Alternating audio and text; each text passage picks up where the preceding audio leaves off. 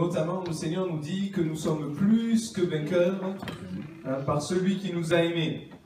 Que si Dieu est avec nous, qui sera contre nous? Et nous avons mentionné ceci, que parfois nous avons besoin que Dieu nous ouvre les yeux sur la réalité de la victoire de Christ à la croix, afin que nous puissions comprendre que tel il est, tel nous sommes prédestinés à être aussi dans ce monde-ci, à être victorieux. Et en continuant un petit peu sur cette pensée d'avoir les yeux ouverts, c'est quelque chose qui me travaille en ce moment. C'est un peu comme un fil conducteur sur lequel je veux méditer encore. Il y a plusieurs sujets, plusieurs versets qui me sont venus à l'esprit pendant que je méditais ceci pour nous, pour l'Église. On va continuer également ce soir parce que si nos yeux sont ouverts sur la réalité de qui est Dieu, nos yeux doivent être bien ouverts aussi sur la réalité de notre adversaire. La Bible dit que si nous sommes en Christ, si nous appartenons à l'armée de Christ, si nous sommes enfants de Christ, alors il y a aussi un adversaire.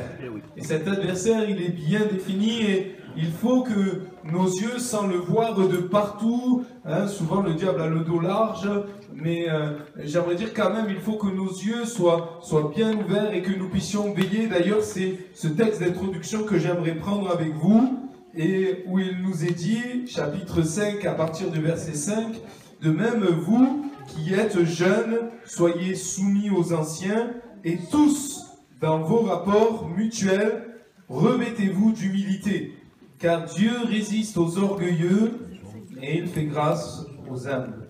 Humiliez-vous donc sous la puissante main de Dieu, afin qu'il vous élève au temps convenable, et déchargez-vous sur lui de tous vos soucis, car lui-même prend soin de vous. Soyez sobres, veillez. Votre adversaire, le diable, rôde comme un lion rugissant, cherchant qui il dévorera. Résistez-lui avec une foi ferme, sachant que les mêmes souffrances sont imposées à vos frères dans le monde. Amen. Soyez sobres.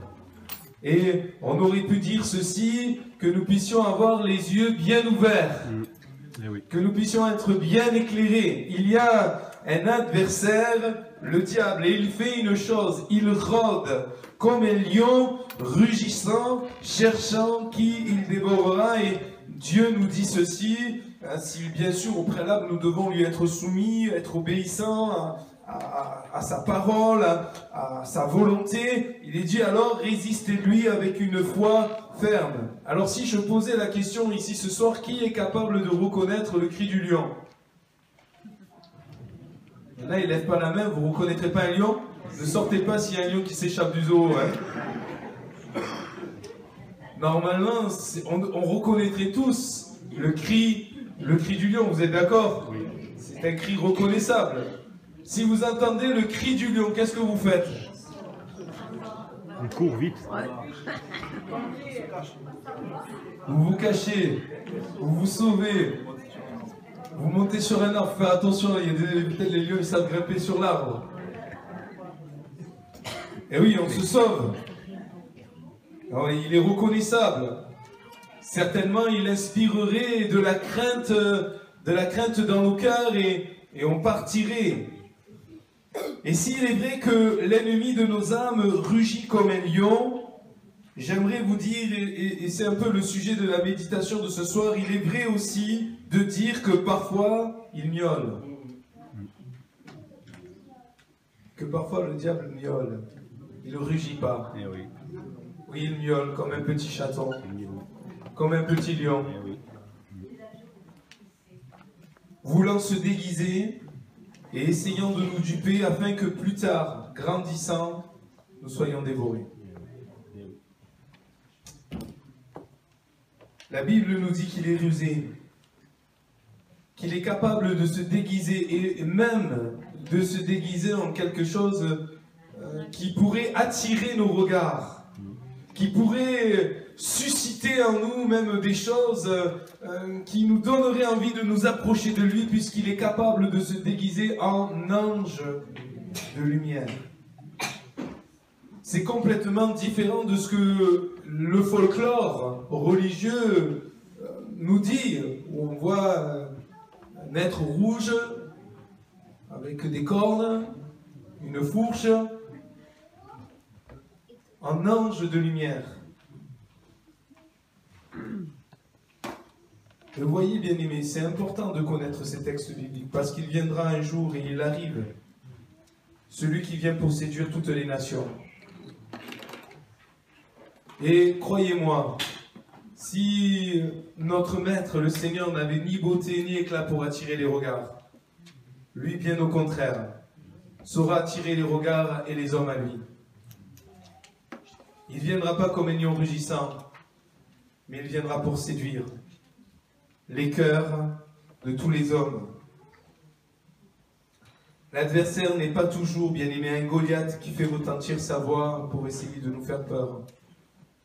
Mais il est aussi comme une mouche qui vient mourir dans l'huile parfumée afin de l'infecter, afin de rendre impure toute notre vie.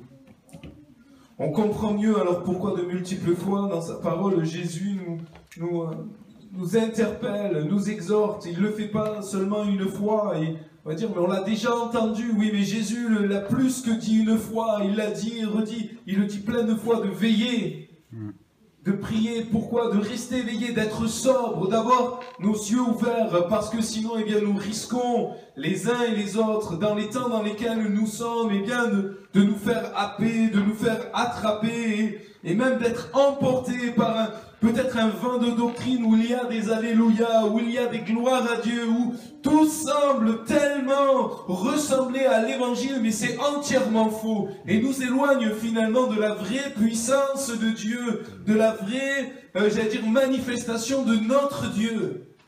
Aujourd'hui, plus que jamais, dans notre monde et dans notre société, il y a la multiplicité de toutes sortes de dénominations, même dites évangéliques, où il y a toutes sortes, et la multiplication aussi de tellement de choses qui ressemblent au vrai, mais qui ne sont pas bibliques, qui ne sont pas bibliques, et qui nous éloignent de la puissance de Dieu. La vérité, c'est qu'aujourd'hui, nous avons besoin de retrouver la puissance de Dieu. C'est pas vrai? Il y a beaucoup d'églises, mais où est la vraie puissance de Dieu? Nous avons besoin de retrouver ces choses. En retrouvant ces anciens sentiers, en considérant, en ayant nos yeux bien éclairés, bien ouverts, afin de ne pas nous faire duper, afin de ne pas nous faire avoir, non pas par des choses grossières, non pas par comme un lion qui est là, qui rugit, mais parfois comme quelque chose de petit qui est là et qui peut prendre place dans nos vies, dans nos cœurs, dans nos pensées, dans nos mentalités, dans l'église. Et finalement, on se retrouve à être comme un peuple ayant des compromis. C'est ce qui est arrivé à Israël et c'est ce qu'on va lire maintenant. Je vous propose avec moi de prendre dans Josué au chapitre 9. Josué, chapitre 9. Le contexte est juste après, et bien que Jéricho soit tombé. Il est dit ceci: à la nouvelle de ces choses, tous les rois qui étaient en deçà du Jourdain, dans la montagne et dans la vallée, et sur toute la côte de la Grande Mer, jusque près du Liban, les Hétiens, les Amoréens, les Cananéens, les Phéréziens, les Héviens et les Jébusiens s'unirent d'un commun accord pour combattre ensemble contre Josué et contre Israël. Les habitants de Gabaon, de leur côté, lorsqu'ils apprirent de quelle manière Josué avait traité Jéricho et Haï, eurent recours à la ruse et se mirent en route avec des provisions de voyage. Ils prirent de vieux sacs pour leur âne et de vieilles outres à vin déchirées et recousues. Ils portaient à leurs pieds de vieux souliers raccommodés et sur eux de vieux vêtements, et tout le pain qu'ils avaient pour nourriture était sec et en miettes. Ils allèrent auprès de Josué au camp de Gilgal et ils lui dirent ainsi qu'à tous ceux d'Israël: nous venons d'un pays éloigné et maintenant faites alliance avec nous. Les hommes d'Israël répondirent à ces Héviens: peut-être que vous habitez au milieu de nous, et comment ferions-nous alliance avec vous? Ils dirent à Josué: nous sommes tes serviteurs. Et Josué leur dit: qui êtes-vous et d'où venez-vous? Ils lui répondirent: tes serviteurs viennent d'un pays très éloigné, sur le renom de l'Éternel, ton Dieu, car nous avons entendu parler de lui, de tout ce qu'il a fait en Égypte et de la manière dont il a traité les deux rois des Amoréens au-delà du Jourdain, Sihon, roi de Hesbon, et Og, roi de Bazan, qui était à Ashtaroth. Et nos anciens et tous les habitants de notre pays nous ont dit, prenez avec vous des provisions pour le voyage. Allez au-devant d'eux, et vous leur direz, nous sommes vos serviteurs, et maintenant faites alliance avec nous. Voici notre pain. Il était encore chaud quand nous en avons fait provision dans nos maisons. Le jour où nous sommes partis pour venir vers vous, et maintenant il est sec et en miettes. Ces outres à vin que nous avons remplies toutes neuves, les voilà déchirées. Nos vêtements et nos souliers se sont usés par l'excessive longueur de la marche. Comment on appelle ça? Et c'est qui le père du mensonge? Donc vous mentez pas, hein, mes frères et sœurs. Pourquoi vous ne me répondez pas? Si vous mentez, je peux vous dire qui est votre père. Hein. Je vous le dis. Les hommes d'Israël prirent de leurs provisions et ils ne consultèrent point l'Éternel. Ils ne consultèrent point l'Éternel.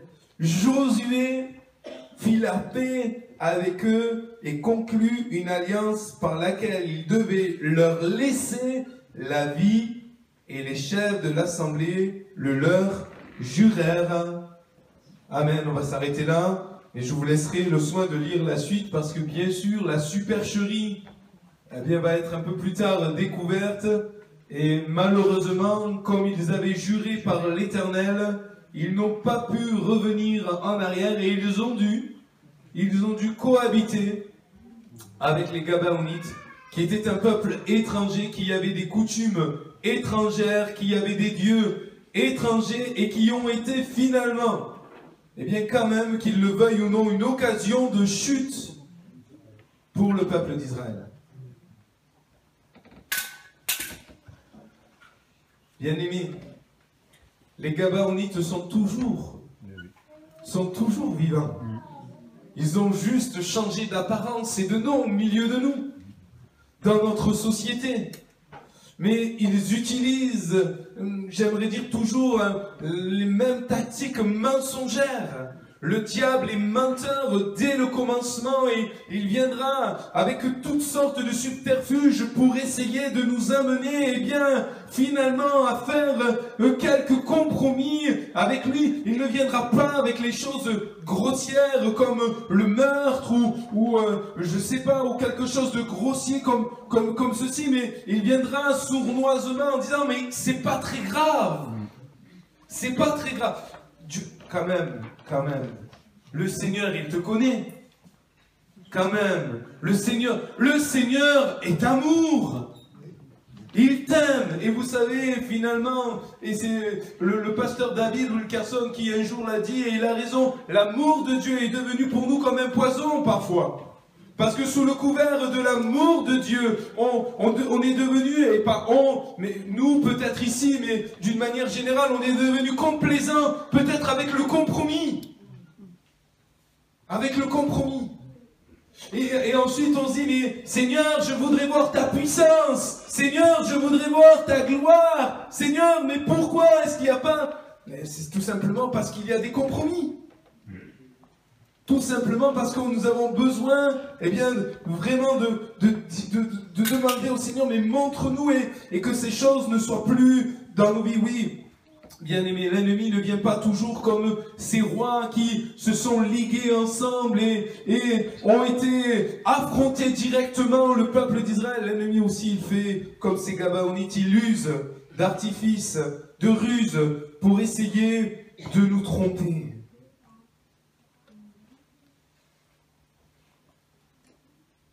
Les Gabaonites, c'est l'image de toutes ces passions secrètes, peut-être d'habitudes coupables ou de plis dans nos vies, qui ne sont pas à la gloire de Dieu. De choses avec lesquelles nous flirtons, un peu comme Samson. Vous vous souvenez de Samson qui, c'est vrai, était un homme mis à part dès sa naissance, avec le Naziréen pour qu'il puisse être entre les mains de Dieu, un puissant juge qui allait délivrer Israël de l'oppresseur. Et comment, malgré qu'il ait sa force, qui lui était donnée de la part de Dieu, et même s'il a fait de grands exploits, comment cet homme-là, eh bien, a joué finalement à la frontière avec le péché, en disant à chaque fois, mais je m'en sortirai comme les autres fois. Je ne serai pas découvert. Ce que je fais, personne ne le saura. Je m'en tirerai. Dieu me fera grâce. Jusqu'à quand? Jusqu'à quand? Un jour ou l'autre, Dieu ôte le voile. Saül, dès qu'il a péché, il a désobéi à Dieu, et que Samuel est venu vers lui, il lui a dit maintenant la royauté t'est destituée. Cela n'est pas arrivé de suite, bien-aimé. Cela n'est pas arrivé de suite parce que Dieu use de patience. Parce que son but, ce n'est pas que nous mourions, ce n'est pas que nous puissions vivre loin de lui, et finalement, loin de sa bénédiction, loin de sa vie, loin de sa paix, que le Dieu ne veut pas que nous soyons détruits, et que finalement, même au travers de nos vies, nous puissions détruire ceux qui sont à côté de nous. Alors il use de patience, nous appelant à la repentance, nous appelant à mettre nos genoux à terre et à lui dire Seigneur, mais pardonne-nous, Seigneur, de ces compromis, de ces choses coupables. Tu as mis ce voile peut-être devant tout le reste, mais moi je sais devant toi, je veux abandonner ces choses et je veux que ça change. Parce que sinon un jour Dieu ôtera le voile. Dieu ôtera le voile. Comme il a ôté le voile pour Samson. Comme il a ôté le voile pour Saül, comme il a ôté le voile pour d'autres hommes qui, eh bien oui, ont couvé, choyé, pensant qu'ils ne seraient jamais découverts. Mais j'aimerais vous dire, tout est à nu et tout est à découvert devant celui à qui un jour nous devrons rendre des comptes. Tout est à nu et tout est à découvert. C'est David lui-même qui dit ceci, mais où fuirais-je loin de ta face ? Mais si je prenais les ailes de l'aurore et que j'allais à l'extrémité, mais là, ta main me prendrait. Quand bien même je me cacherais dans les ténèbres les plus noires, mais tu y viendrais, et alors ce serait comme un jour en plein midi. Tout est à nu et tout est à découvert.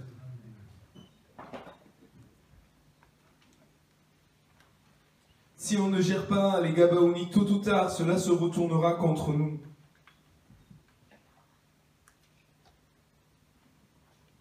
L'ennemi de notre âme, notre adversaire, il s'appelle le malin et c'est pour une raison. Il a de la pratique. Il a quelques années quand même derrière lui de pratique. Depuis le jardin d'Éden. Moi, jamais que celui qui se croit debout prenne garde de tomber.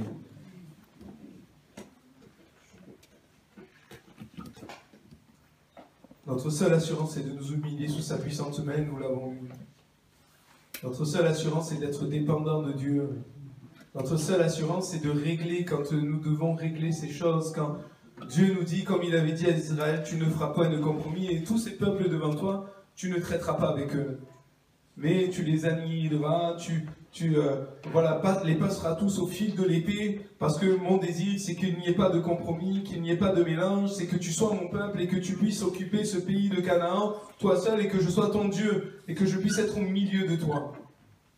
Et c'est de la même manière, vous savez, dans Esdras, quand on lit le livre d'Esdras, notamment au chapitre 4, ils sont en train de relever le Jérusalem, ils sont en train de reconstruire le temple, et vous savez, l'ennemi encore, il vient, il essaye de se mélanger au peuple.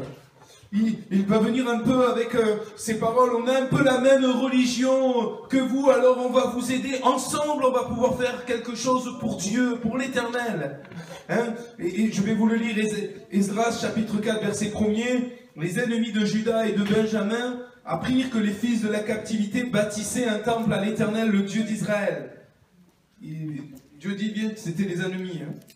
Et ils vinrent auprès de Zorobabel et des chefs de famille et leur dirent, nous bâtirons avec vous, car comme vous, nous invoquons votre Dieu. Comme quoi on peut être ennemi de Dieu et invoquer Dieu.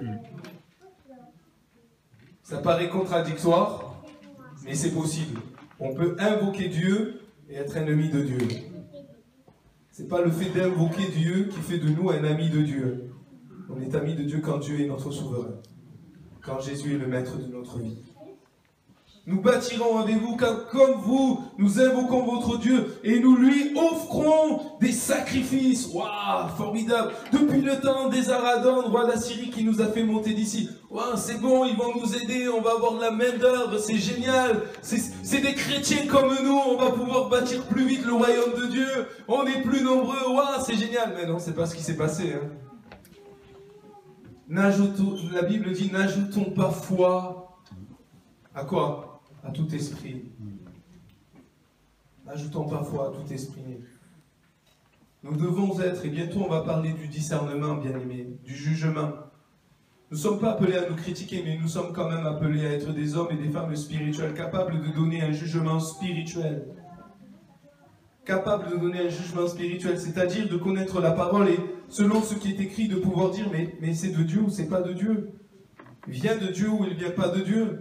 Même quelque part ce soir, normalement, vous devriez être capable de dire, est-ce que ce qu'il dit Gabriel, c'est de Dieu? Ça vient de Dieu, c'est biblique ou ça l'est pas? Mais nous devons être des hommes et des femmes faits.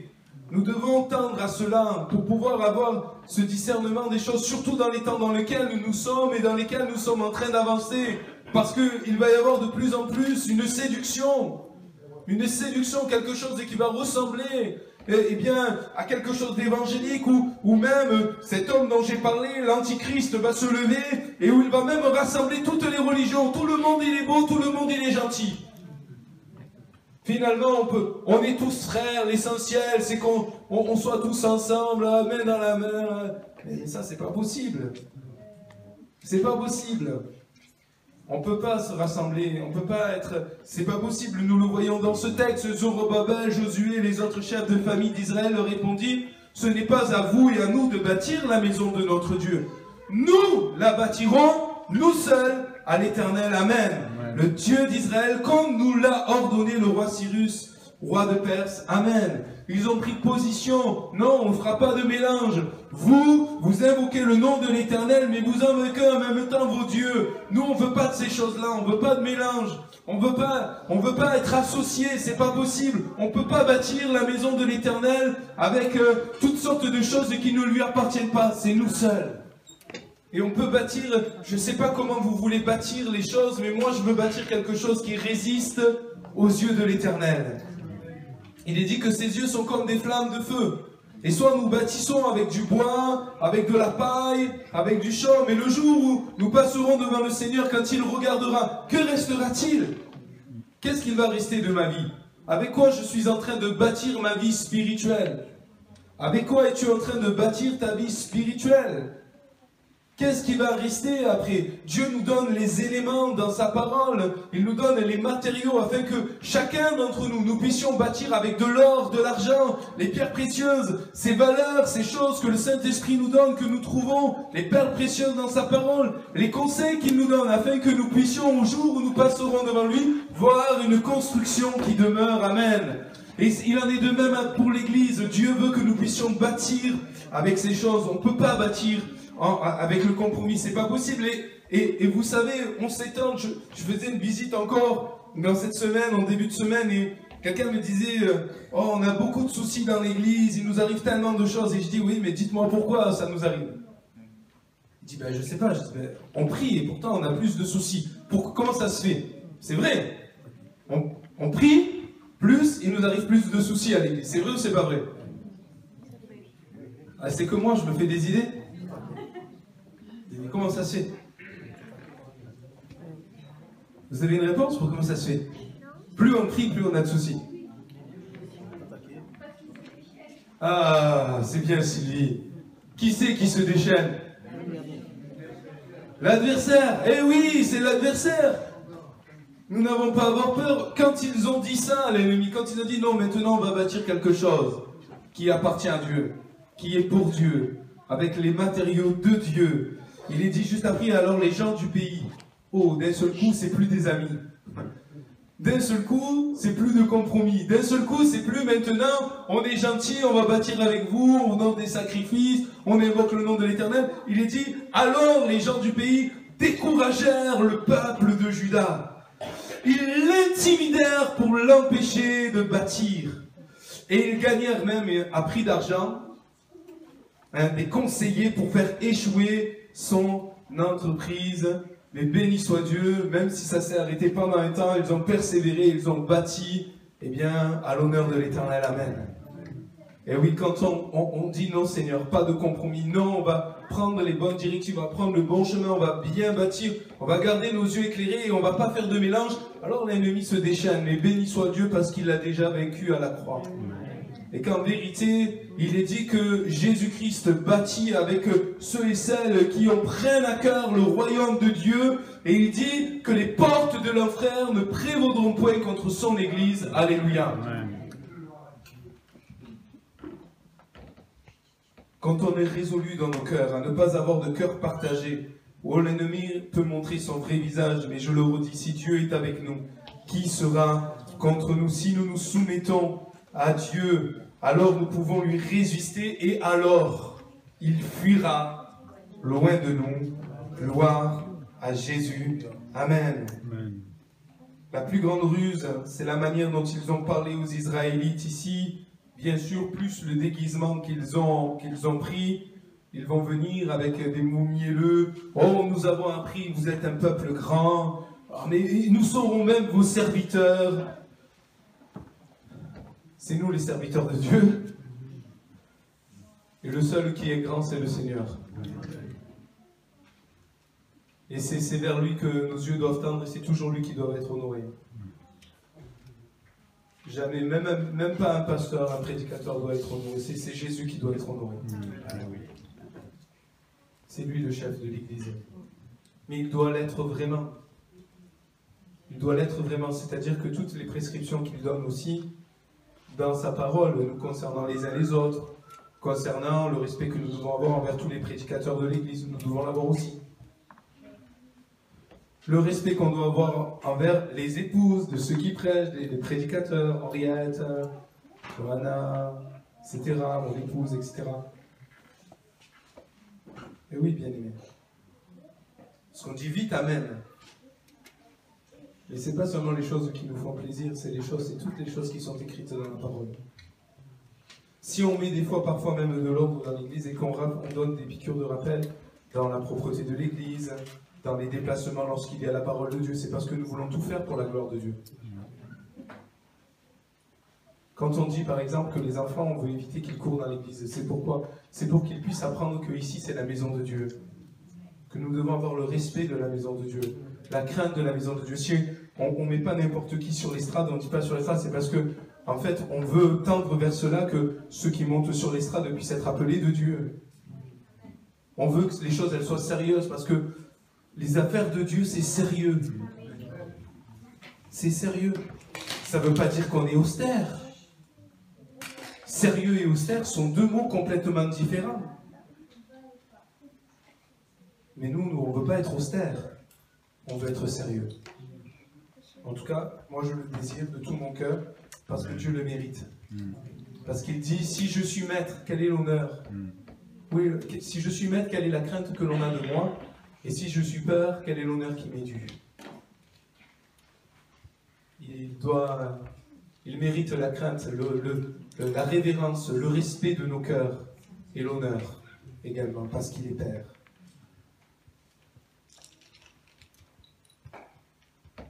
Que nous puissions faire attention, bien aimés. Il ne vient pas toujours comme un lion rugissant. Je me répète, mais je le dis tellement.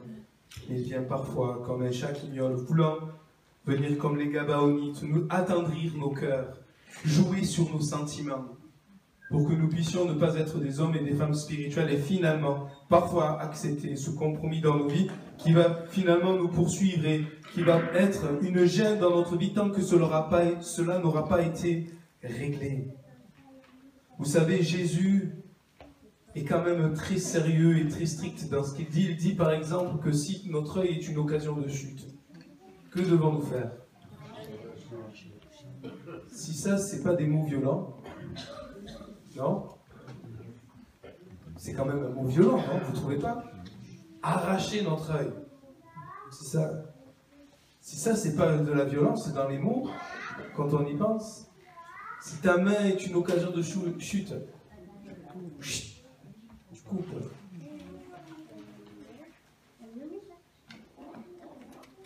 La Bible nous dit que ce sont les violents qui s'emparent du royaume des cieux.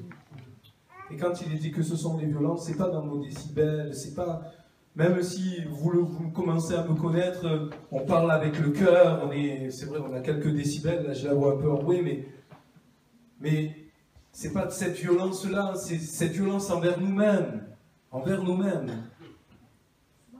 avec couper, arracher, arrêter, de manière violente, de manière incisive dans nos vies, ce qui pourrait nous empêcher de rentrer dans le royaume de Dieu, d'être des bénédictions de la part de Dieu. D'ailleurs, la parole de Dieu, elle est incisive.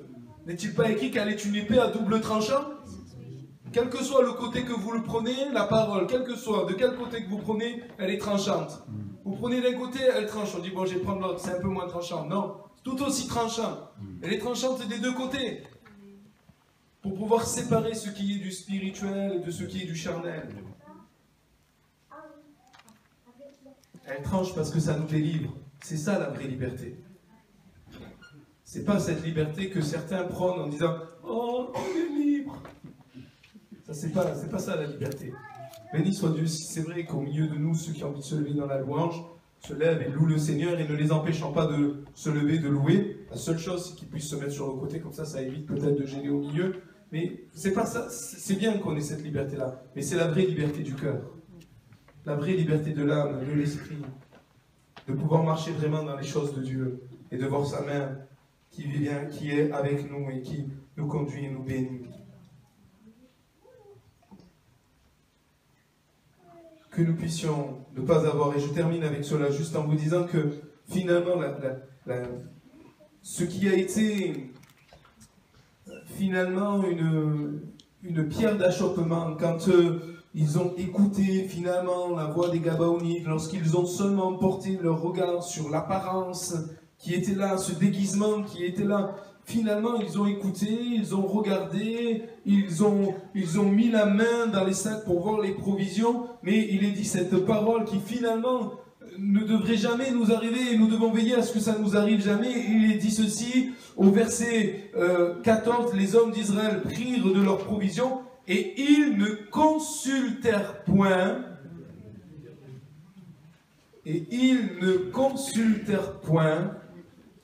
l'Éternel.